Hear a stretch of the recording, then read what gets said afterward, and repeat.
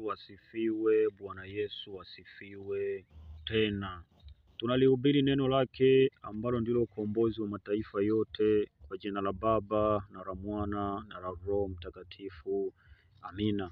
Mwenyezi Mungu wa mbinguni apate kutubariki na kutuongoza katika kulihubiri na kulitangaza neno lake.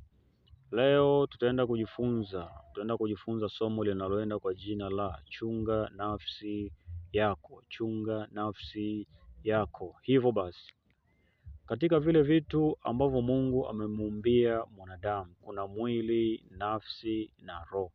Hivyo kuna kitu ambacho shetani anakitafuta sana kwa mwanadamu, ambacho ni nafsi. Anajua kwamba akiipata nafsi anakuwa ameupata mwili, hivyo anaweza akauendesha mwili vile anavyotaka. Hivyo basi nataka tutambue ni nini kilichopo ndani ya nafsi ya mwanadamu. Ni nini kilichopo ndani ya nafsi ya mwanadamu mpaka inakwisha kuwindwa na adui.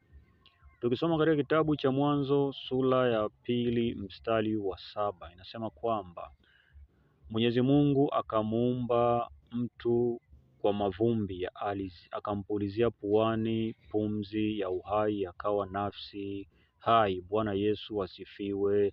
Tena hivyo hapa tunakwisha kuangalia kumbe ndani ya nafsi ya mwanadamu kuna matendo ya uhai, na ndio maana utaanza kuangalia wale watu ambao wako upande wa pili ambao wanaenda kidunia, kuna mambo ambayo wanakwisha kuyafanya.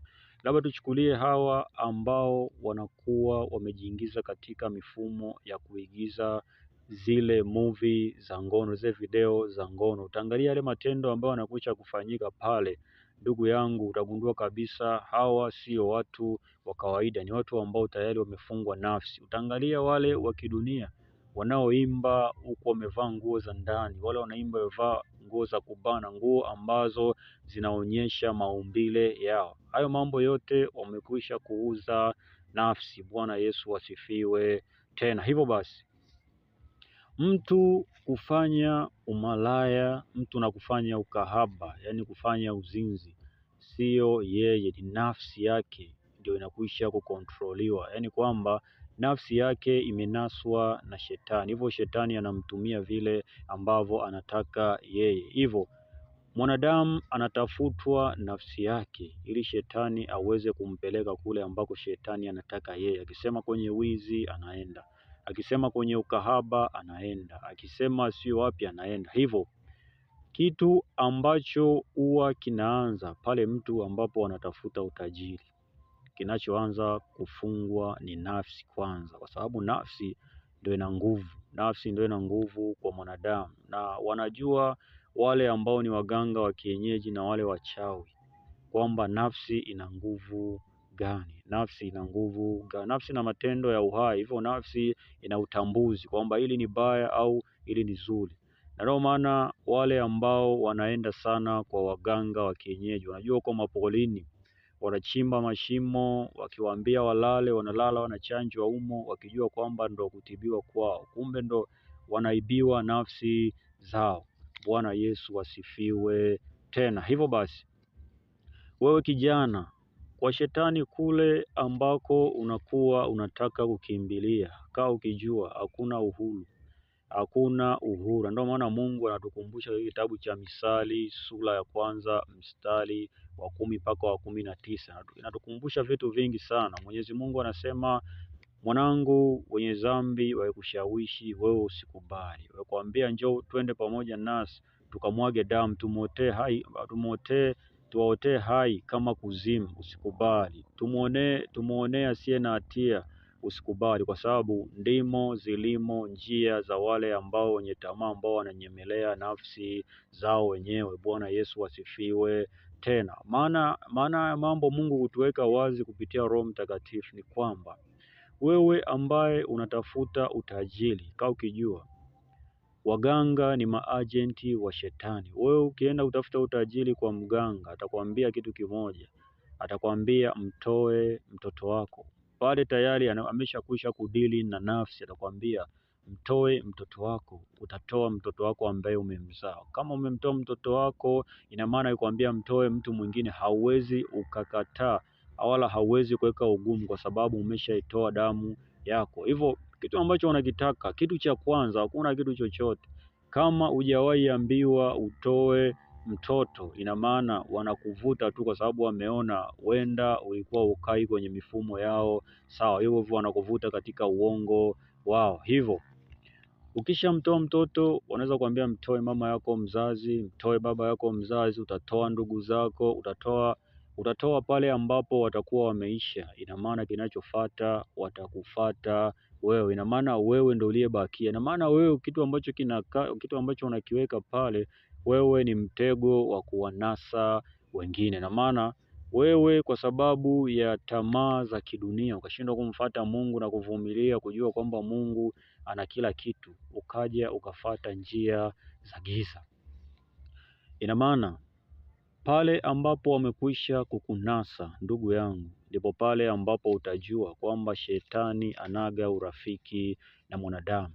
Hivyo basi, kama utakuwa umeiuza nafsi, kitabu cha Misali sura ya 4 mstari wa 16 inasema kwamba wale ambao wameuza nafsi hawalali, huondolewa usingizi ikiwa wamemwangusha mtu. Hivyo shangae kwamba mtu wa dunia muda wote yuko busy muda wote, mara huku, ukasema kwamba huyu anaenda sio kufanya nini. Ndugu yangu, haya ndio mambo ambayo anatafutwa. Utasikia huku mtu amekufa, utasikia ajali zimetokea, utasikia hivi.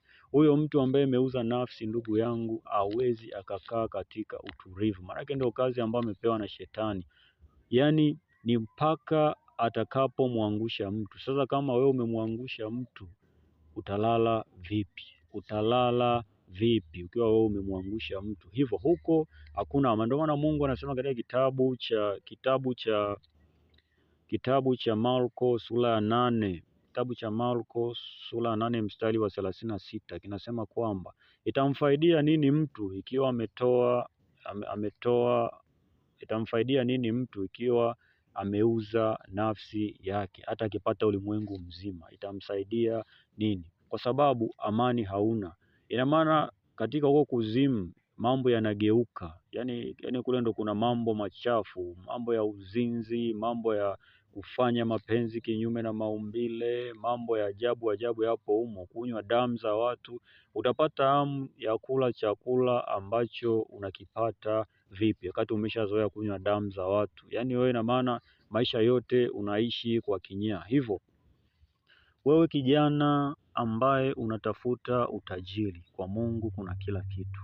Usije ukajichanganya hata siku moja ukaenda katika upande wa kutafuta mafanikio nje na Yesu Kristo. Huko ndugu yangu, kuna mambo ya ajabu. Kuna watu wamenaswa, wanatamani sana hata ule utajiri ambao unauona wakupe wewe, afu wao wawe kama wewe. Haya ni mambo ya Roho Mtakatifu ambayo yanawekwa wazi kupitia Roho Mtakatifu, na ndio maana Mwenyezi Mungu anasema hakuna amani kwa watenda mabaya. Hivyo ndugu yangu, njia ni moja tu yenye amani.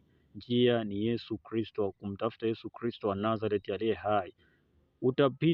Kuna baadhi ya mambo utayapita ndani ya Yesu Kristo, atakufundisha namna ya kuishi. Yaani haya mambo ambayo utapita ndani ya Yesu Kristo ndio mambo ambayo yanakufundisha namna ya kuishi katika mfumo wake, ili uweze kufikia mafanikio ya Yesu Kristo. Hivyo watu wengi wanajua ni gharama sana kupitia ndani ya Yesu Kristo. Ndugu yangu, hakuna kitu kibaya kama kuwa katika upande wa giza. Wanapata shida na wanatamani kutoka, lakini inashindikana. Tunaangalia hata hao ambao wanakuja kutukaba usiku, wamepewa kazi. Wewe unaweza ukasema kwamba mimi nimeamka salama, nilikuwa nimekabwa, lakini walishindwa kuniua. So wameshindwa, ni rehema za Mungu zinakufanya wewe usiangamie. Hivyo ndugu yangu, ikiwa kwamba au watu ambao katika upande wa giza wanamuinda mwanadamu, huyu mwanadamu ni nani kama sio wewe na mimi, pale ambapo tunakuwa tumerega katika ulimwengu wa roho. Bwana Yesu asifiwe tena. Hivyo dunia iko busy kutaka kumwaga damu, na wewe ambao unaamka upo hai kila siku unaudharau wema wa Mungu. Nakwambia kwamba mpokee Yesu Kristo ili uwe na uzima wa milele. Utaki kumpokea Yesu Kristo, ndugu yangu, wokovu upo kwa ajili yako ili uweze kupona na kiumbe ambacho kipo katika kumwaga damu, hawa ambao walio duniani ambao hawataki kumkiri Yesu Kristo. Hivyo Usione mali zao kwamba wana majumba na magari, usione familia zao, usione wanacheka wanafurahi. Ile ni furaha ya mwili. Hakuna mtu ambaye anaweza akawa na furaha wakati ameuza nafsi yake. Ndio vile kwamba mfano mzuri ni kwa mtu kama mlevi. Mlevi anaweza akanywa pombe, ukakuta amefanya vitu vya ajabu, baadaye ukamwambia akasema mimi naacha pombe, lakini baadaye unamkuta upo katika ile hali. Kuna wengine wanalia kabisa, unakuta analia kabisa, anasema natamani kuacha pombe. Waganga hawezi wakakusaidia kuacha pombe, madawa ya kunywa hawezi wakakusaidia kuacha pombe. Sisi tumekwisha kupita huko, lakini Yesu Kristo ndiye njia kamili ya kuacha hayo mambo. Utaacha katika njia hizo, utarudi hizo njia za kumdanganya mwanadamu, utaacha, utarudi. Lakini kama umeshindwa kuacha pombe, umeshindwa kuacha sigara, bangi, umeshindwa kuacha ugoro, Mwenyezi Mungu alikwisha kusema hamtolewa kwa mvinyo, mtarewa kwa Roho. Ukimpokea Yesu Kristo utajua namna ya kurewa kwa Roho Mtakatifu. Bwana Yesu asifiwe. Tena baada ya kusema hayo, sina mengi zaidi ya kusema. Mwenyezi Mungu awalinde wote.